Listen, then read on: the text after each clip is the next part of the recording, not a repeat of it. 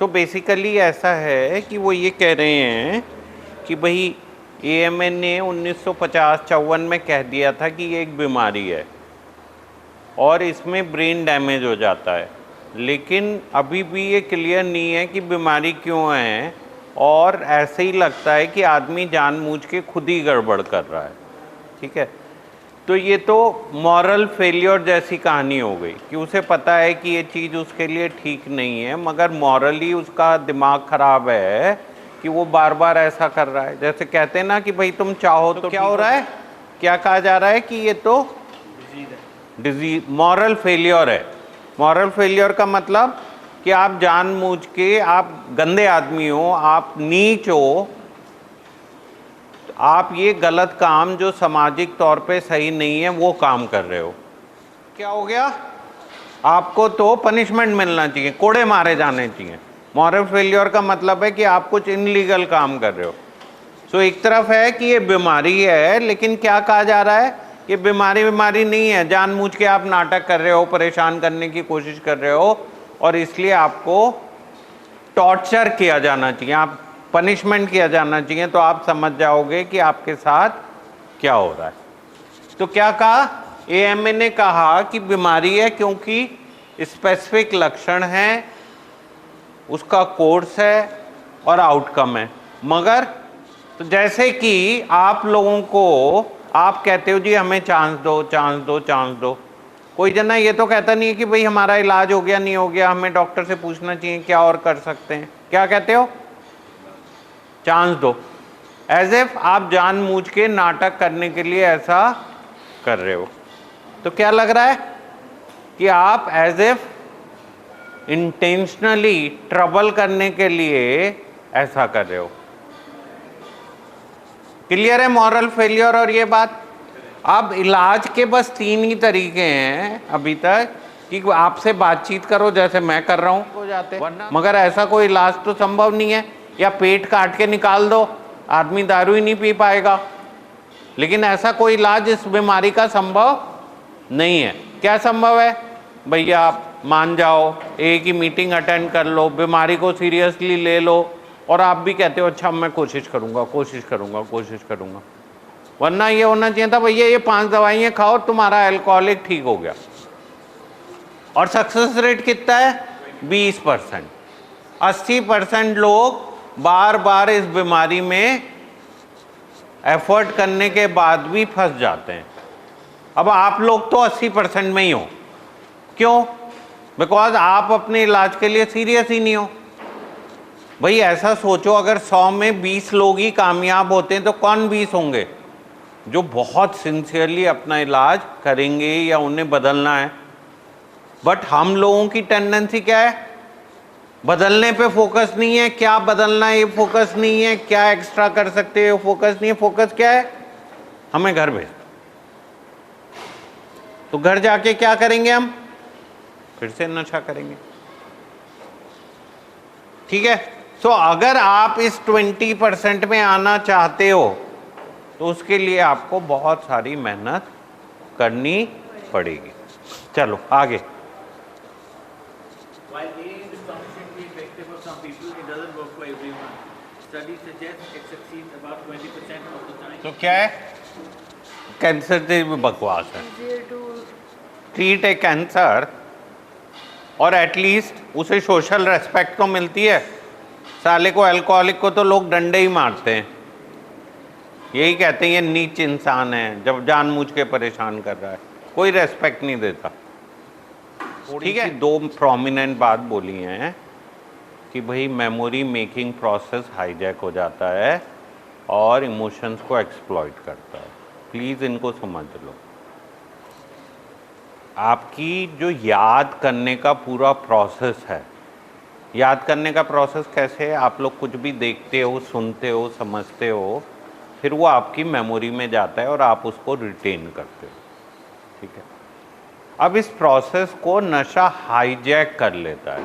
अगर नशा हाईजैक कर लेगा तो आप क्या करोगे, जो हाईजैकर है वो डिसाइड करेगा कि आपको क्या याद रखना है। आप नंगे होके नाच रहे थे और अगर नॉर्मल सर्कमस्टेंसेस में आपको कोई वैसे देख ले तो सर पीट ले और आप अपने भी सर पीट लो, लेकिन आपको क्या याद रहेगा? ये सब याद ही नहीं रहेगा। याद क्या रहेगा? यार मैं इतना एंजॉय कर रहा था, सालों को पसंद नहीं है मेरा एंजॉयमेंट। आप दारू पी के नाली में गिरे पड़े होगे, मगर आपका दिमाग क्या याद रखेगा? भूल गए आप तो। आपने आके अपने बेडरूम में अपनी कबर्ड पे ही सुसु कर दी, मगर आपके ब्रेन को याद ही नहीं है। आपका ब्रेन क्या कह रहा है? Oh I had a great time and so on. So memory making process को नशा हाईजैक कर लेता है और आपको एहसास ही नहीं होता है कि आपके जीवन में क्या हुआ। ठीक है? और इमोशंस को एक्सप्लॉइट करता है। आपने किसी के ऊपर सुसु कर दी थी, अगले दिन वो उठा तो आपको गाली दे रहा है कि साले तू इतना दारू पी लिया, मेरे ऊपर सुसु कर दी। आप कहोगे साले से मेरी खुशी देखी नहीं जाती है, बकवास कर रहा है, मैंने कोई सुसु पुसु नहीं करी। और आप कहोगे यार इससे अच्छा तो मैं दारू पी के ही मस्त रहता हूँ, मुझे क्या ज़रूरत है लोगों की बकवास सुनने की। तो बेमुकाबले आप उस चीज़ को सीरियसली ले और अपने अंदर बदलाव लाओ, आप उसको रीज़न बना लेते हो नशा दोबारा करने का। And that's how the cycle is. Memory making process is hijacked and emotions are exploited. आप मुझे रोज़ धमकी देते हो, घर वालों को धमकी देते हो, नहीं ले जाओगे तो देख लेंगे, नहीं ले जाओगे तो देख लेंगे। फिर बाहर निकल के कहते हो सालों ने मेरी बात नहीं मानी, मैं इसलिए पी रहा हूँ। ये सब क्या है? क्योंकि हमें याद ही नहीं है कि हम कितने पैथेटिक हॉरेबल कंडीशन में थे। क्यों? बिकॉज हमारी मेमोरी मेकिंग प्रोसेस को नशे ने हाईजैक कर लिया। और हाईजैकर तय करता है कि हम क्या याद रखेंगे। जैसे हाईजैकर क्या करता है? आपके सर पे बंदूक लगा देता है, आपने कहा सुसु करनी है, हाईजैकर कहता है साले पैंट में कर ले वरना बैठा रहे चुपचाप। आप क्या करते हो? जो हाईजैकर कहता है वो बात मानते हो, क्योंकि आपको डर है वरना गोली लग जाएगी। अब आपका हाईजैकर आपको कह रहा है पी पी मजे कर, जबकि कहीं ना कहीं आप बर्बादी कर रहे हो। समझ में आ गई? तो नशा कैसे आपके बॉडी में रम जाता है? मेमोरी मेकिंग प्रोसेस को हाईजैक कर लेता है और इमोशंस को एक्सप्लॉइट करता है। क्या करता है? कोई ढंग की बात करता है तो हमें बुरी लगती है और हम कहते हैं ये साला हमारा दुश्मन है। तो क्या है ये? देखो, ये है पाथवे ऑफ सैलियंस, स्पेशल रिलेवेंस। आपने कभी सोचा एक न्यूबॉर्न बेबी जिसका ब्रेन डेवलप नहीं होता है वो कैसे सरवाइव करता है? कैसे उसे जब भूख लगती है तो रोना आता है और सुसु करता है तो रोना आता है? कोई ना कोई तो प्रोसेस होगा ना। That is a pathway of salience which has a special relevance. क्या? कि आपका सर्वाइवल, बेसिक सर्वाइवल या बेसिक इंस्टिंक्ट उस पाथवे पे डिपेंडेंट है। जैसे आपको भूख लग रही है, कैसे पता चलता है भूख लग रही है? और लेट्स से 3 दिन तक बंद करके रखा हुआ है हाईजैक करने, फिर सबसे पहले निकलते ही हम क्या ढूंढते हैं? और पानी नहीं मिला हो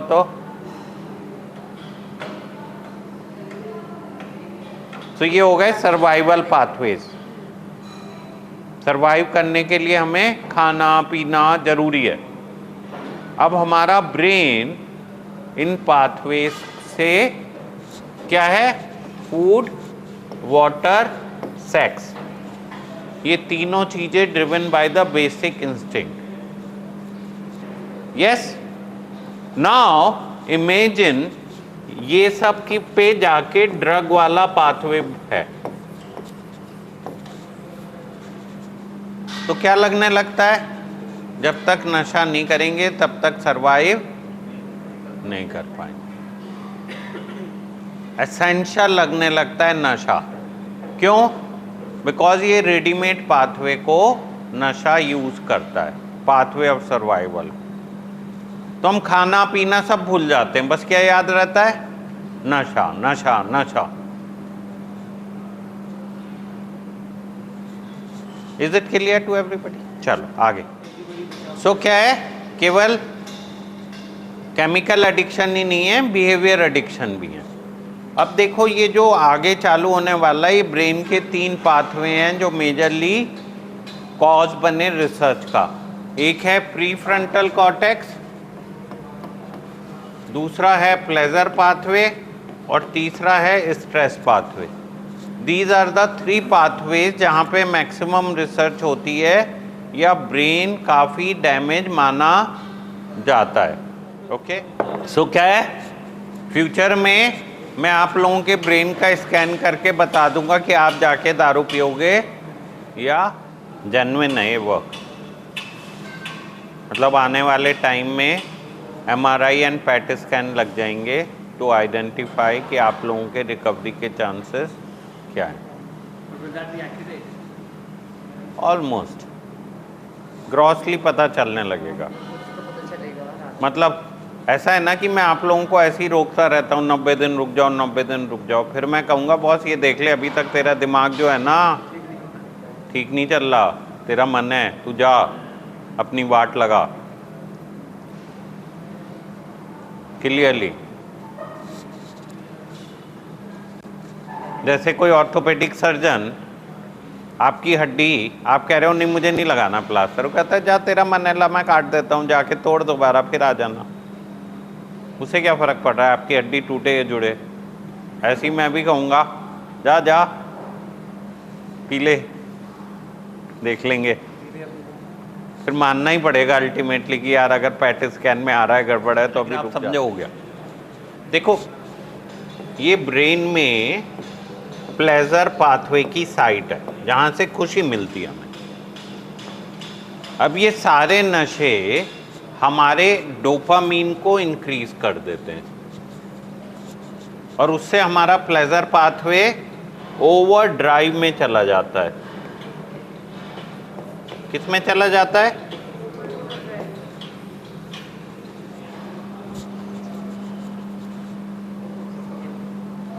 अब हर जना खुशी चाहता है इस दुनिया में, तो हम बार बार नशा करते हैं। क्यों करते हैं?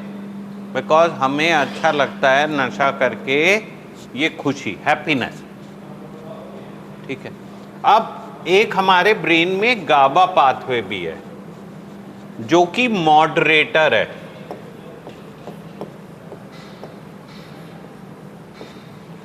तो ये नहीं पता हमें कि आपके डोपामीन पाथवे में कुछ लोचा था और ज़्यादा प्लेजर की ज़रूरत थी, या आपका गाबा मॉडरेटर ठीक से काम नहीं करता था।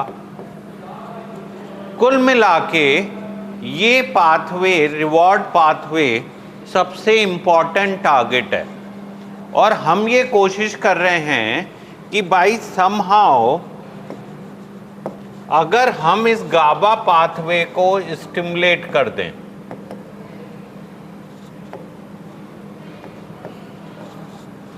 या ये डोपामीन पाथवे को ड्रग्स एक्सेस ना कर पाए, ब्लॉक कर दें, तो शायद आपको जो ये प्लेजर पाथ ओवर ड्राइव में जाता है इसको हम प्रिवेंट कर पाए और आप नशा ना करो। So in future maybe we will have medicines which block dopamine pathway, we will have medicines which stimulate GABA pathway, or we will have somehow the control over, जैसे वो न्यूरो लिंक का chip लगा रहा है Elon Musk, हो सकता है हमारे लिए भी कोई चिप आ जाए जो हम आपके ब्रेन में फिट करके इन चीज़ों को कंट्रोल कर पाए। ये सारी रिसर्च चल रही है और रिसर्च का मेन कंट्री कौन सा है?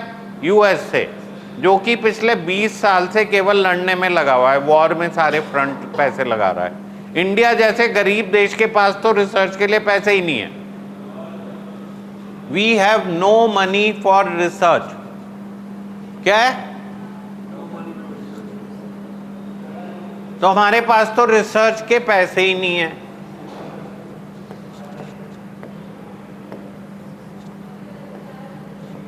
सारे पैसे जो रिसर्च में लगा रहा है वो अमेरिका लगा रहा है, और ये सब लड़ा, अफगानिस्तान वॉर, ये वॉर वो वॉर होके उन्होंने अपने सारे पैसे उड़ा दिए।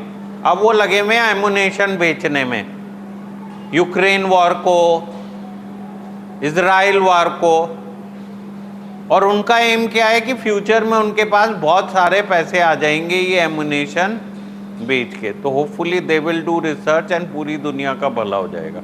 लेकिन अगर ऐसा नहीं हुआ तो क्या होगा? तो आप स्ट्रगल करो, अभी वेट करो कि कल को डोपामीन एगनिस्ट कोई आएगा या गाबा एगनिस्ट आएगा और उससे हमारा भला होगा। Is it clear? अब देखो हमारा प्लेजर पाथवे और प्री फ्रंटल कॉर्टेक्स वैसे ही वीक हो गया नशे से। अब अगर हम स्ट्रेस में हैं तो वैसी लॉजिकल थिंकिंग काम नहीं करती, तो आउटकम क्या आएगा?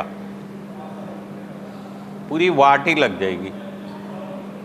सो इनवेरिएबली आप लोग अगर परेशानी में होते हो और नशा करते हो तो क्या होता है? बची खुची कसर भी पूरी हो जाती है। So during the time of stress if you are consuming substance that you can fuck your ass, literally bamboo लगा लेते हैं हम अपनी अंदर।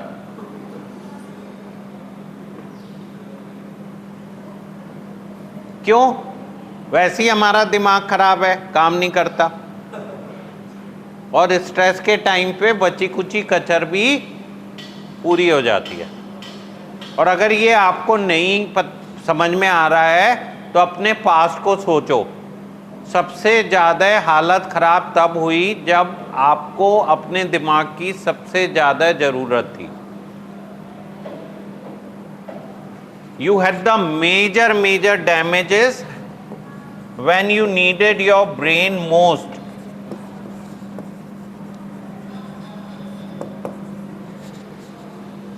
क्यों? बिकॉज उस टाइम में ब्रेन बिल्कुल ही काम करना बंद कर देता है। सो ये देख लो फीमेल का, मैं ये 2 पैराग्राफ की समराइज कर देता हूं। Females have more risk of getting addicted because of these 3 reasons. Number 1, they have less water. They have 4 liter of water as compared to male which body have 5 liter of water. So which is almost 17% less water. That means one drink causes 70% more high to them than a male. क्या है? Almost 20% extra outcome देते हैं. Second thing, their metabolism is slower. If you compare, the male can metabolize 45 ml of alcohol in an hour, while female can only metabolize 80% of that. So double हो गया। एक तो आपका चढ़ ज़्यादा रहा है ईच ड्रिंक, और दूसरा आपका मेटाबॉलिज्म भी स्लो है। And third is menstrual cycle के जो हार्मोन्स का फ्लक्चुएशन होता है उस टाइम में इमेंस क्रेविंग होती है to consume the substance. So the females are at much more risk as compare to male for getting into the trouble because of the substance. ठीक है, तो मतलब हमारे को हीलिंग में अभी हमारा ब्रेन काम नहीं कर रहा है, and it will take minimum 90 days to start working. तो ऐसा नहीं है कि नशा छोड़ दिया तो आपका ब्रेन एकदम जल्दी से नॉर्मल हो गया। मिनिमम 90 days लगेंगे to get back to normal, near normal, और ग्रेजुअल री एंगेजिंग होगी। मतलब जैसे हम में से बहुत सारे लोग डिटॉक्स 1 हफ्ता कह के छोड़ते हैं और सोचते हैं कि बस सब कुछ ठीक हो जाएगा, या 10 दिन छोड़ते हैं सोचते हैं सब कुछ ठीक हो जाएगा, मगर ब्रेन को मिनिमम कितना समय लगने वाला है? 90 डेज। क्यों? बिकॉज ब्रेन एक स्लीपर इफेक्ट की तरह से है। जैसे हम ट्रेन में सो रहे होते हैं किसी स्लीपर पे, तो ऐसा नहीं है जब ट्रेन चलती है तो हम फौरन उसके साथ चल देते हैं। हर स्टेशन पे हमें एक झटका लगता है। क्यों लगता है झटका? Because of the sleeper effect. Now similarly ऐसा नहीं है नशा छोड़ने के बाद हमारा ब्रेन इमीडिएटली काम करने लगता है। शुरू में वो रुकी हुई स्टेज में होता है और मिनिमम 90 डेज लगते हैं जब वो अच्छे से काम करना शुरू करता है, और पूरी तरह ठीक होने में 2 साल तक का समय लगता है। This work has led to research on cognitive enhancement that may amplify connection. हम एक ऐसी एनवायरनमेंट में गए जहाँ पे हम पहले कंज्यूम कर रहे होते थे और हमारे बेसिक ब्रेन रीजन अचानक से एक्टिवेट हो गया, और वो कह रहा है मुझे तो प्लेजर चाहिए। ठीक है, अब हम लोग बार बार क्या कहते हैं, उसके नशे के बारे में सोचो ही नहीं। आमतौर से क्या कहते हैं? नशे के बारे में मत सोचो। मगर हमारा बेसिक ब्रेन का चेंज तो कुछ नहीं हो रहा और हमारी मेमोरी चेंज नहीं हो रही, तो इसका मतलब ये प्लेजर तो हमें जैसी जाएंगे तो क्रेविंग तो परसिस्ट हो जाएगी। हम ऐसी सराउंडिंग में गए जहाँ पे लोग सिगरेट पी रहे थे तो हमारी सिगरेट की डिज़ायर वापस आ गई। हम बार में गए तो हमारी ड्रिंकिंग डिज़ायर वापस आ गई। हमारे किसी दोस्त का फ़ोन आया जिसके साथ हम पीते थे तो अचानक से हमारी पुरानी सारी यादें वापस आ गई। अब प्लेजर पाथवे एकदम फुल टॉस चल रहा है। वो कह रहा है चाहिए चाहिए, मर्डर कर दो मगर चाहिए, टू द एक्सटेंट कि हम कुछ भी करने को तैयार हैं अचानक से अपनी प्लेजर को सेटिस्फाई करने के लिए। अब ये वाला जो है, ये चीज कभी भी वीक नहीं होने वाली है। This is not going to be weak. हम जो बार बार ऐसे सोचते हैं कि हमारी प्लेजर की डिजायर खत्म हो जाएगी, प्लेजर तो एवर लास्टिंग डिजायर है। जीवन खत्म हो जाएगा मगर प्लेजर की डिजायर खत्म नहीं हो पाएगी। चेंज क्या होना है? चेंज होना है कि पीएफटी को स्ट्रॉन्गर होना है। मतलब पीएफटी को शाउट बैक करना है, अबे गधे पी तो लेगा, फिर क्या होगा? एक बार पीने से क्या तेरा जीवन भर की खुशी तुझे मिल जाएगी? Now this will not get weaker, rather this has to get stronger. क्या होना है? लॉजिकल थिंकिंग को स्ट्रांग होना है। तो आप नशे को भूलोगे नहीं कभी जीवन में, it will remain there, but आपकी लॉजिकल थिंकिंग ने शाउट बैक करके कहना है गधे, ये तू छोटे छोटे खुशी में कब तक पागलपन करता रहेगा। सो इसका जो सबसे अच्छा एग्जाम्पल है ना, वो ये है कि एक बहुत ही सुंदर सी लड़की अप्रोच करती है आपको, कहती है भाई देख चल, you can have one night stand but I am HIV positive. क्या कह रही है? कि मैं you can have anything with me but I am HIV positive. अब आपको सोचना है कि लॉजिकली आपको ये करना है कुछ उसके साथ या नहीं करना। डेफिनेटली मजा तो आएगा, प्लेजर तो होगी, बट उसकी जो रिपरकशंस होंगे वो लॉन्ग टर्म के लिए पेनफुल हो सकते हैं। Now similarly consumption will give you lot of high. नशा करने में मजा तो आएगा मगर फिर दोबारा तुलसी आओ, फिर दोबारा इस साइकिल में उलझ जाओ, फिर फंस जाओ।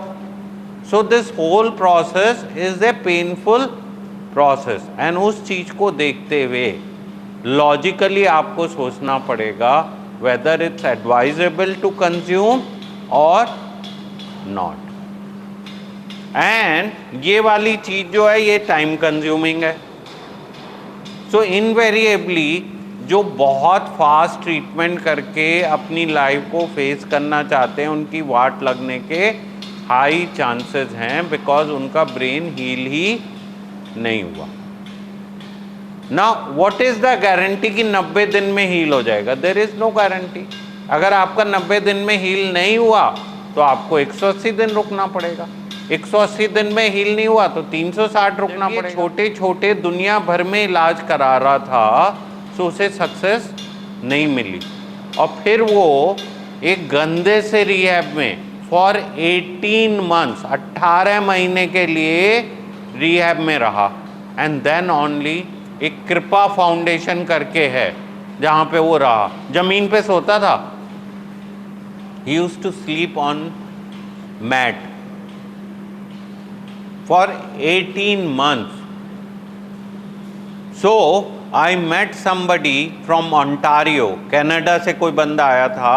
He was saying that this is foolish for 90 days. Minimum a addict take 3 years time to recover, and the program should be for 3 years, not 90 days. So 90 days से कम में तो कोई चांस ही नहीं है. बट 90 डेज भी effective नहीं है बहुत लोगों के लिए, and they require a more prolong treatment. क्या ज़रूरत है उनकी? मोर प्रोलॉन्ग ट्रीटमेंट की. आप लोग समझ रहे हो मेरी बात को? क्यों? बिकॉज ये वीक नहीं होने वाला है. जैसे ही बाहर जाओगे वो डिज़ायर तो मतलब होएगी ही होएगी, क्रेविंग तो होएगी ही होएगी. क्या स्ट्रॉन्गर होना है?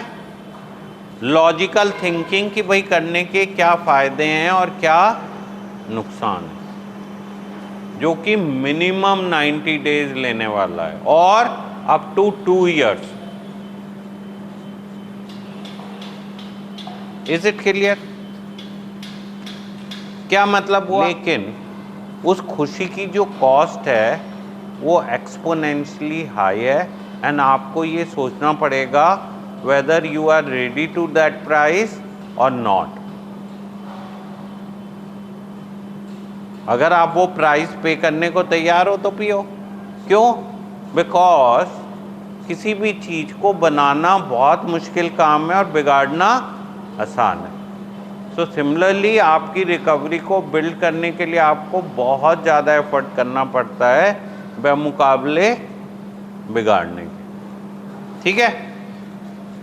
डन. चल. In my heyday, I would often drink even when I knew it was a terrible idea. The urge was harder to resist when I was with my drinking buddies, sharing the clink of glasses and the bottles. Seeing others imbibe and smelling the aroma of wine or beer. The researchers had invented a machine that warms and orders directly into the nostrils of the subject undergoing an fMRI scan in order to see how the brain reacts. The reward circuitry in the brain of newly recovering alcoholic would lighten up like a Christmas tree when stimulated by one of these alluring smells. I chose dark beer, my absolute favorite of the impressive stuff, but I haven't gotten high for more than a quarter century. It was an open question whether I would react that way. So after an interview with the staff psychiatrist, so that I would be able to handle it if I experienced a feeling. I was fitted with a tube that carried the beer aroma from a vaporizer into my nose. It was then set into the machine to enable the state to be order while the fMRI did the work. Even if the smells triggered a strong desire to drink, I had long since learned ways to talk myself out of it or find someone to help me out. Like the 90-day dry-on period that goes out to balance the brain's recovery cycle, such as that leaves the line with other new theories of scientists say extinguishing urges is not a matter of getting feelings fade out, but has helped the addict learn new forms of conditioning. One that allows the brain to shout down the amygdala and the other lower regions. What has to happen for तो that? क्या होना है, shout back करना है to amygdala और lower reason. पीने का मजा तो आएगा, मगर नशा करना है नहीं करना है ये तय करना किसका काम है, logical thinking.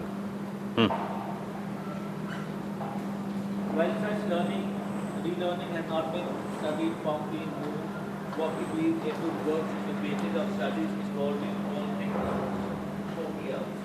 Each other by phobia and Freud the same struggle between high and low circuit in the brain.